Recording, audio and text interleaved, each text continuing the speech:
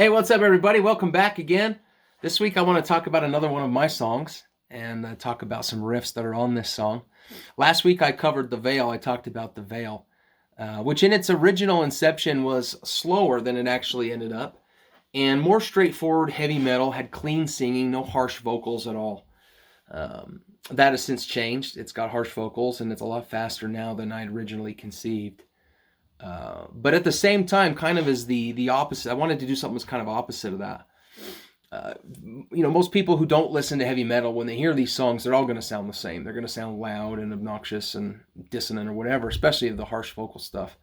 But there's actually a fair bit of nuance between them. There's quite a few styles that are being blended together, which has always been important to me as someone who just likes music in general and likes heavy metal riffs in general.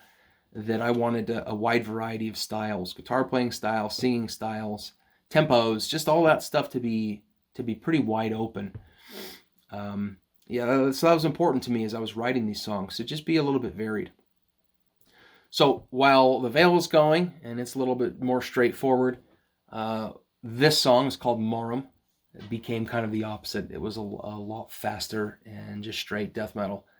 A death metal style. So Maram is actually kind of an ode to the former band that Brett and I started back like 12, 13, 14 years ago, however long it's been.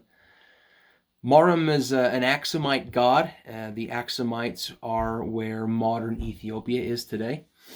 And he was the god of war.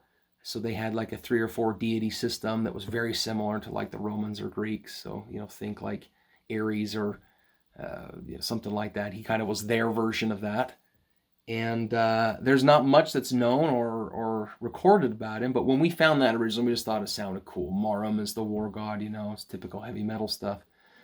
And so we went ahead with that. But the song that I ended up writing talks about him, and I used as much information as I could find to kind of tell the story of who he was or who people thought he was as the Aksumite war god. So the song structure for death metal is pretty varied. Like, it doesn't always follow like verse chorus solo. It doesn't do that kind of thing.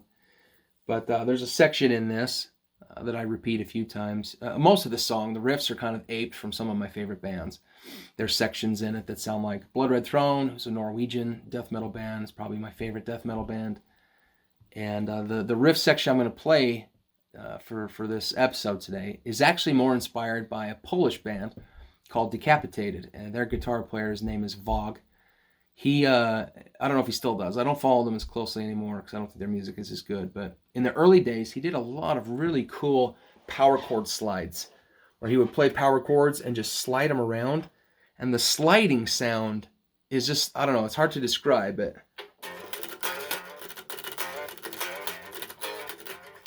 you can kind of hear me doing that, right? He used to do a lot of that kind of stuff, and so I straight aped that. I thought it was a really cool style, and I wanted it in my song. So the riff incorporates some of those really, really sweet power chord slides. Yeah, this song wrote itself. Really, it was really fast putting the pieces together. It seemed to just really flow, and I was super excited because it was done about the same time that The Veil was done. The Veil took a lot longer for its first rough draft, but by the time it was done, Mahrem the Unconquered is what it became known as, was all finished as well. So yeah, it was really cool to have 2 songs done like the first 2 months I was writing music.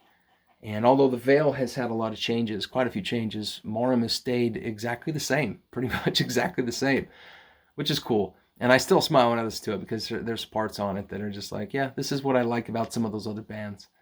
And it's not it's not the most creative song in the world, perhaps, but straightforward death metal. It's got some cool riffs. Here's one of them from Murum.